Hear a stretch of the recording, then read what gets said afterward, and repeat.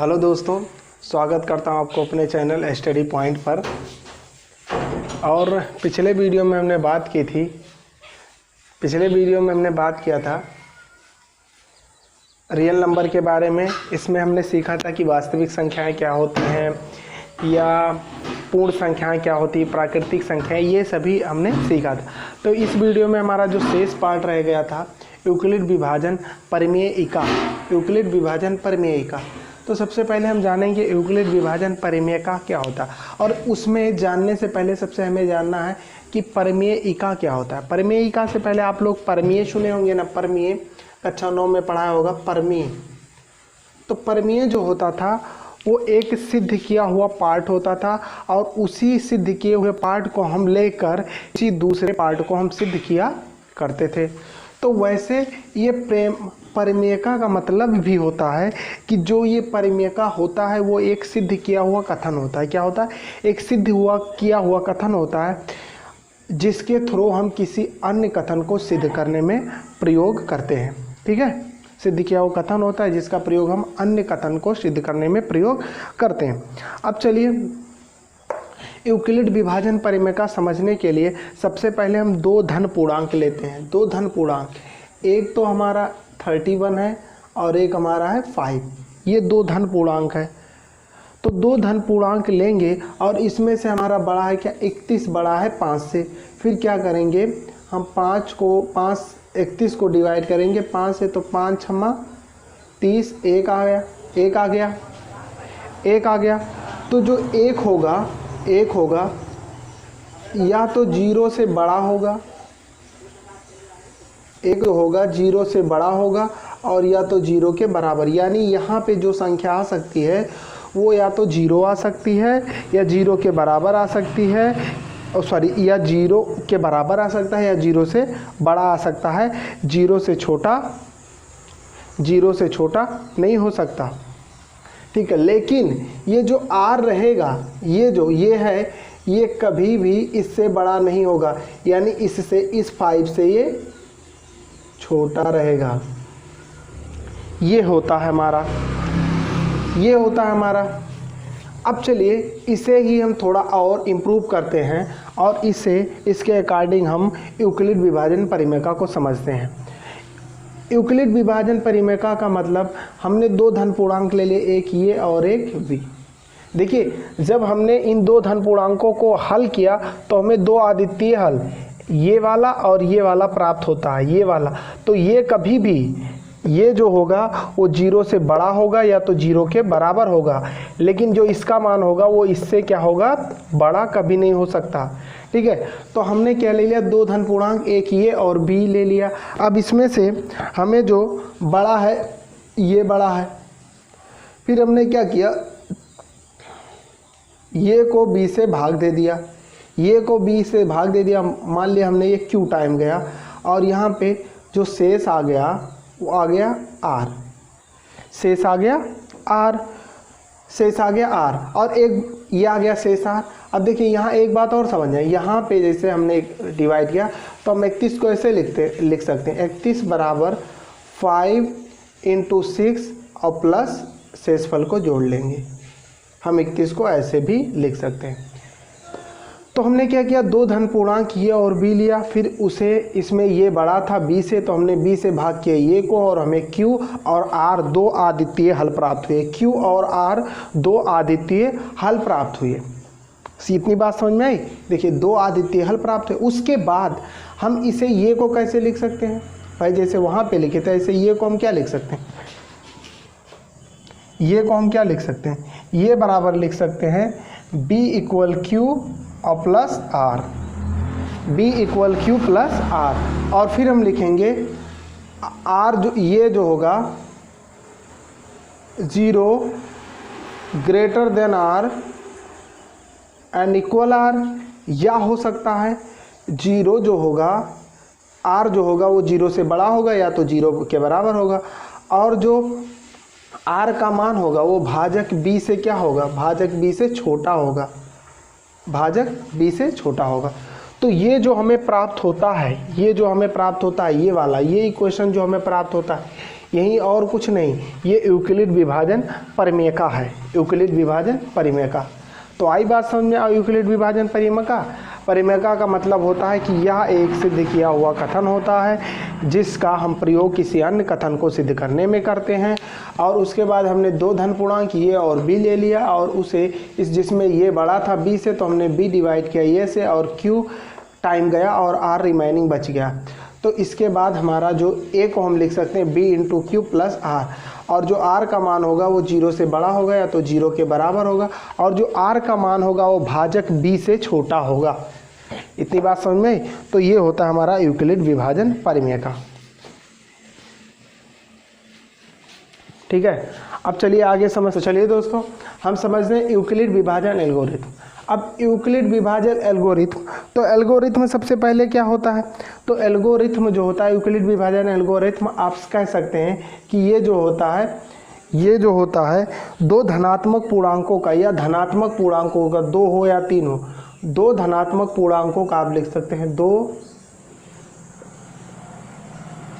धनात्मक पूर्णांकों का HCF ज्ञात करने का, HCF ज्ञात करने का, HCF ज्ञात करने का एक विधि होता है।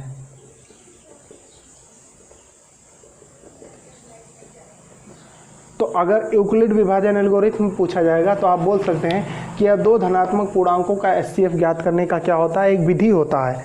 ठीक है, तो चलिए इस विधि को हम समझते हैं। इस विधि को समझने के लिए सबसे पहले हमें दो धन पूर्णांक लेना पड़ेगा, एक C और एक D।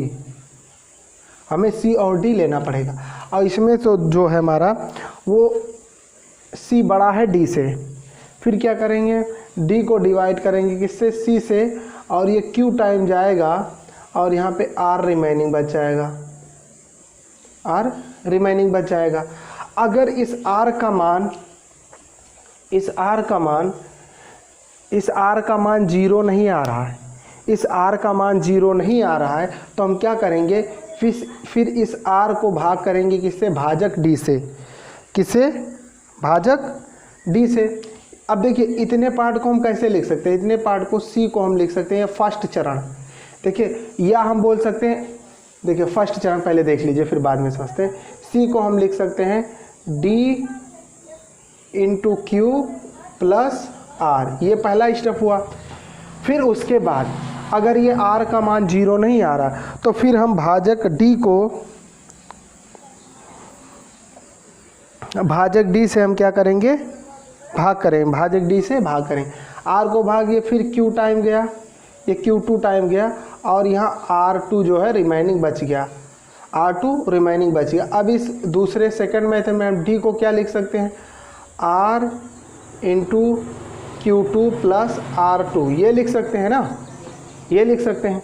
अब फिर उसके बाद अगर इस R का मान 0 नहीं आ रहा है तो फिर इस R2 को डिवाइड करेंगे R से, और यहाँ आएगा Q3, और यहाँ पे हो जाएगा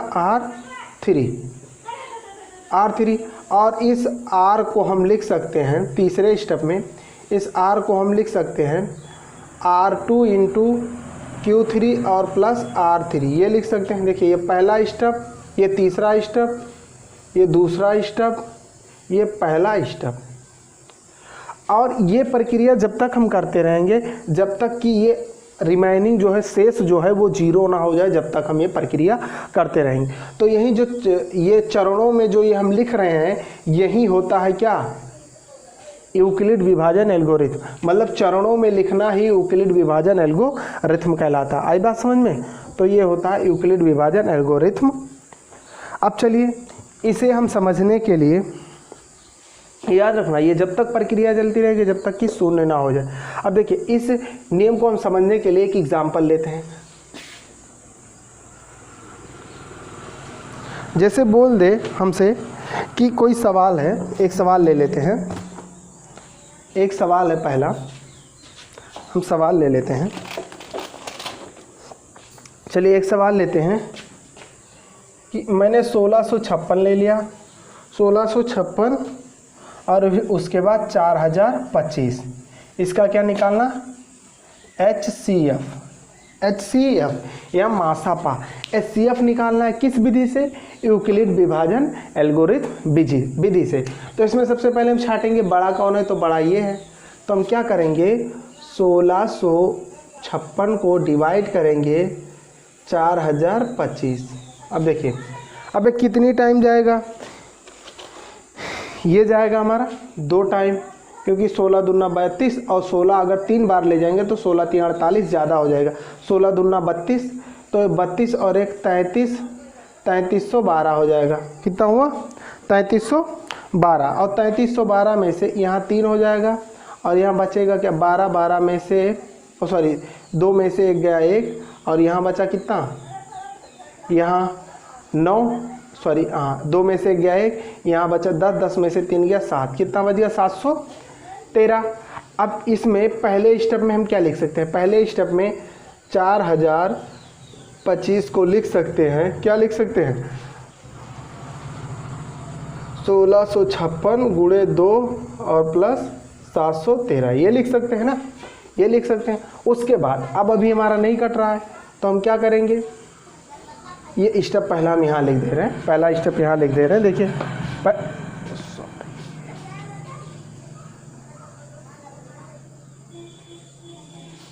देखिए पहला स्टेप,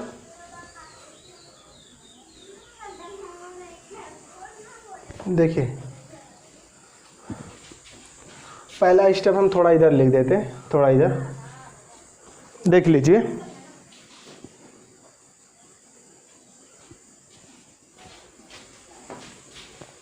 देखिए यहाँ पे हम पहला स्टेप यहीं पे लिख दे रहे हैं। पहला स्टेप 1665 को मैं क्या लिख सकता हूँ,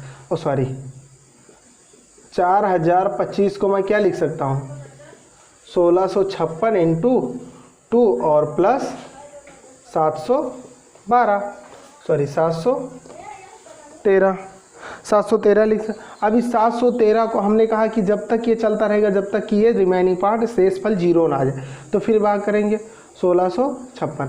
अब ये 7 त्रिक कितना, अगर 3 बार ले जाएंगे तो 21 हो जाएगा, ये भी 2 बार जाएगा, यानी 7 दूनी 14, 1413 दूना 26, 1400 कितना हो जाएगा, 1400 हो जाएगा 26। अब फिर घटाते हैं क्या हो जाएगा 0, और ये 5 में से 2 जाएगा 3, और 6 में से 4 जाएगा 2, कितना आ गया 230। अब फिर सेकंड चरण में हम 1656 को क्या लिख सकते हैं, 1656 को लिख सकते हैं 713 इंटू 2 और प्लस 230, ये लिख सकते हैं। अभी भी 0 नहीं आया, फिर हम क्या करेंगे, 230 को भाग करेंगे 713 से। अब 2 तिहाई 6 और 2 चौक 8 हो जाएगा। अभी हमें कितनी बार, 3 बार ले जाना पड़ेगा, तो 2 तिहाई 6 और 30 तिहाई 90, 690 हो जाएगा। अब भाग करेंगे, अरे घटाएंगे, यहाँ 3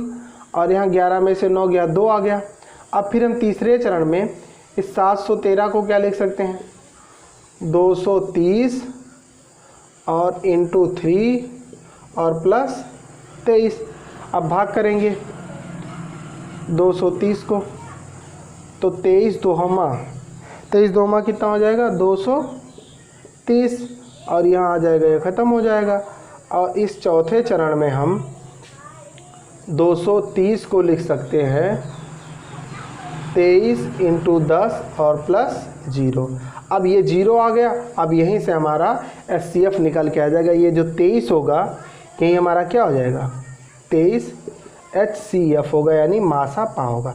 तो ऐसे अगर यूक्लिड विभाजन एल्गोरिथम द्वारा कह दिया जाए, तो आप ऐसे स्टेप बाय स्टेप बनाते जाएंगे और इधर हल करते जाएंगे और इधर ये स्टेप बनाते जाएंगे।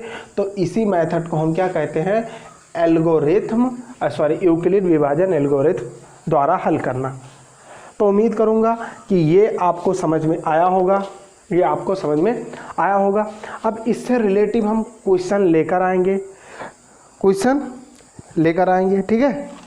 अब चलिए एक और समझ लीजिए आप, चलिए एक उदाहरण हम और लेते हैं।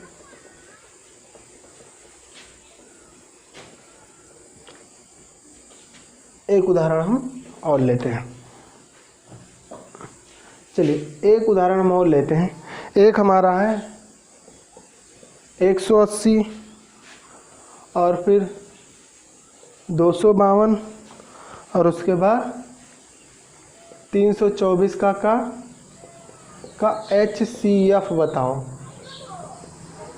किस विधि से? यूक्लिड विभाजन एल्गोरिथम विधि से, यूक्लिड विभाजन एल्गोरिथम विधि। तो सबसे पहले हम देखते हैं इसमें जो हमारा है 180 से बड़ा है क्या?